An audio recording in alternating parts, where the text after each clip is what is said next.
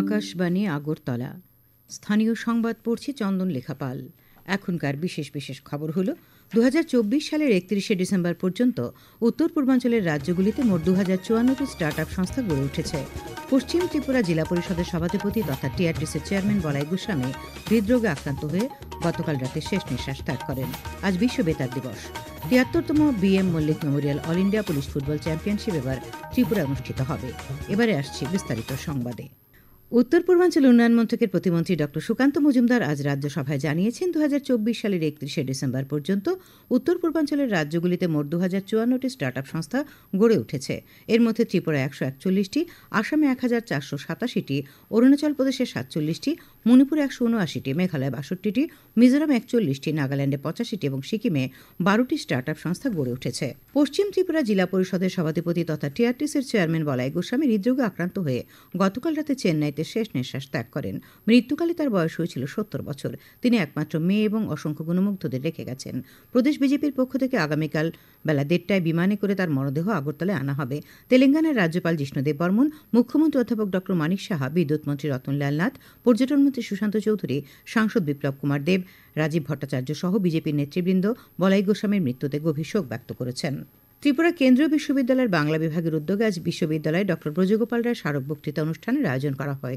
ওড়িশা উচ্চ আদালতের প্রাক্তন প্রধান বিচারপতি তথা বিশিষ্ট লেখক শুভাশিস তলাপাত্র অনুষ্ঠানে দ্বৈরথের চতুষ্কোণ, ঘরে বাইরের বহির্বলয় এবং অন্তর্বলয় শীর্ষক বক্তৃতা প্রদান করেন। তাছাড়া বিশ্ববিদ্যালয়ের বাংলা বিভাগের প্রাক্তন বিভাগীয় প্রধান নির্মল দাস এবং ত্রিপুরা বাণী প্রকাশনীর কর্ণধার রঘুনাথ সরকার শিক্ষা ও সংস্কৃতি ক্ষেত্রে ড ব্রজগোপাল রায়ের অবদান বিস্তারিত উল্লেখ করে বক্তব্য রাখেন। স্বাগত ভাষণ দেন ড ব্রজগোপাল রায় স্মারক বক্তৃতা কমিটির আহ্বায়ক পদ্মকুমারী চাকমা। অনুষ্ঠানে বিশিষ্ট লেখক জিতেন্দ্রজিৎ সিংহকে ড ব্রজগোপাল রায় স্মৃতি সাহিত্য পুরস্কার 2024 প্রদান করা হয়। তার পক্ষে পুরস্কারটি গ্রহণ করেন সহধর্মিনী সবিতা সিংহ।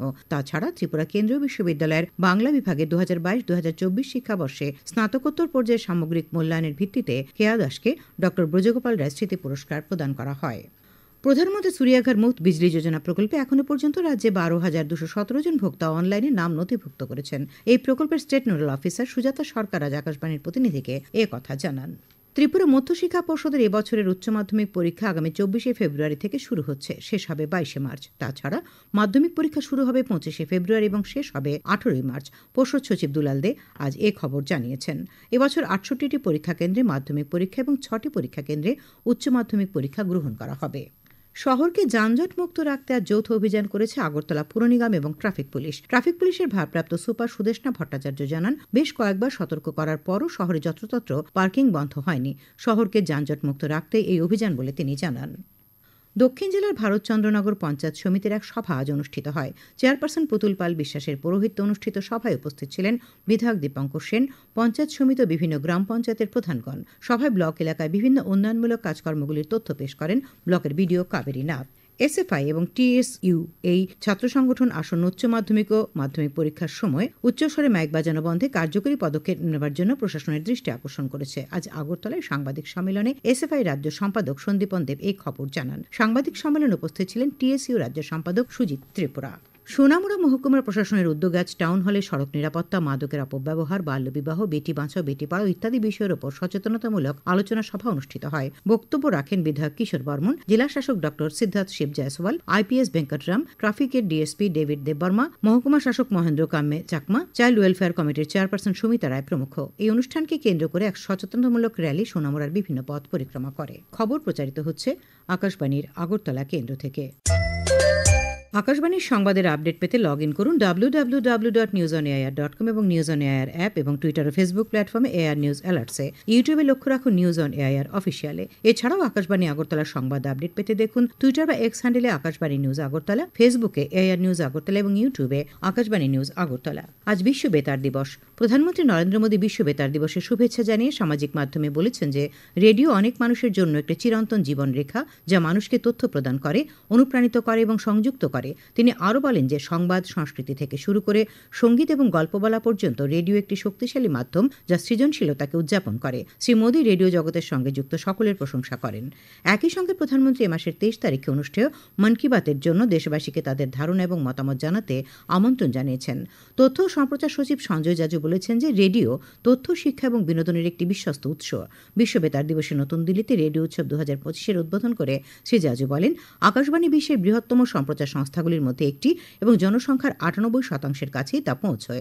তিনি বলেন, রেডিও মানুষকে সংযুক্ত করে এবং বিভিন্ন জাতি ও সম্প্রদায়ের মধ্যে সংযোগ স্থাপনে গুরুত্বপূর্ণ ভূমিকা পালন করে।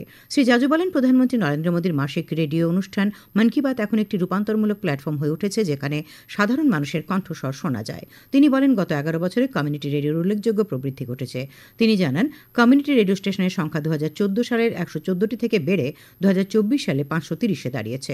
তিনি বলেন, কমিউনিটি রেডিওর মাধ্যমে স্থানীয় কৃষক, কারিগর, মহিলা উদ্যোক্তা এবং তরুণরা তাদের অভিজ্ঞতা ভাগ করে নিতে পারেন। অনুষ্ঠানে আকাশবাণীর মহানির্দেশক ড. প্রজ্ঞা পালিওয়াল গৌড় বলেন যে আকাশবাণী সর্বদা জলবায়ু পরিবর্তন সম্পর্কে জনগণের মধ্যে সচেতনতা তৈরিতে প্রতিশ্রুতিবদ্ধ। তিনি বলেন, আকাশবাণীর অনুষ্ঠানগুলির পাশাপাশি সংবাদের উপরও জনগণের আস্থা রয়েছে। রাজ্যের তপশিলি জাতি কল্যাণমন্ত্রী সুধাংশু দাস এক বার্তায় রেডিওর গুরুত্ব তুলে ধরেন। মন কি বাত যখন আমাদের দেশের যশস্বী প্রধানমন্ত্রী নরেন্দ্র মোদী শুরু করেন, তখন প্রথম আমরা রেডিওর মাধ্যমে মন কি বাত শুনতাম।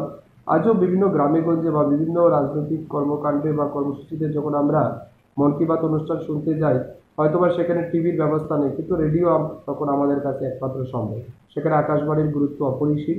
তাই আকাশবাণী আমাদের কাছে সেদিনও অনেক কাছের এবং মনের একটা সংযোজক ছিল বিভিন্ন কিছুর। আজও সেটা আছে। আমার বিশ্বাস ভবিষ্যতেও আকাশবাণীর গুরুত্ব এবং তার মর্যাদা অক্ষুণ্ণ থাকবে। কবি সুতপা রায় রেডিও সম্পর্কে তাঁর অনুভূতি ব্যক্ত করেন। আমি সুতপা রায়। ছোটবেলা থেকে শুরু করে এখন পর্যন্ত রেডিও আমার সর্বক্ষণের সঙ্গী প্রায়। রেডিও সব সময়ে সব বয়সের বন্ধু হতে পারে। যে কোনো ধরনের অনুষ্ঠান আপনি রেডিওতে পাচ্ছেন। যে সুস্থ রুচির কিছু যদি শিখতে হয় তাহলে রেডিও প্রথম বন্ধু। রুচি তৈরি করার জন্য এবং আপনি যদি রুচিবান হন তবে অবশ্যই রেডিওকে আপনার সঙ্গে করতে হবে। এবারে মহাকুম্ভের খবর।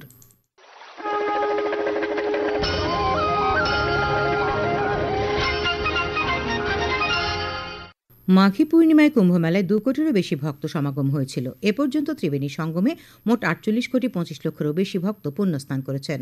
রাজ্যের মুখ্যমন্ত্রী অধ্যাপক ড. মানিক সাহা আজ ষষ্ঠীক প্রয়াগরাজের ত্রিবেণী সঙ্গমে পুণ্যস্নান করেন। এদিকে প্রয়াগরাজে মহাকুম্ভ চলাকালীন গুজব এবং ভুল তথ্য থেকে মানুষকে রক্ষা করার জন্য উত্তরপ্রদেশ পুলিশ কঠোর পদক্ষেপ নিচ্ছে। পুলিশের মহানির্দেশক প্রশান্ত কুমার বলেছেন যে মহাকুম্ভ সম্পর্কে সামাজিক মাধ্যমে ভুয়ো খবর ছড়ানো অ্যাকাউন্টগুলি চিহ্নিত করে ব্যবস্থা নেওয়া হচ্ছে।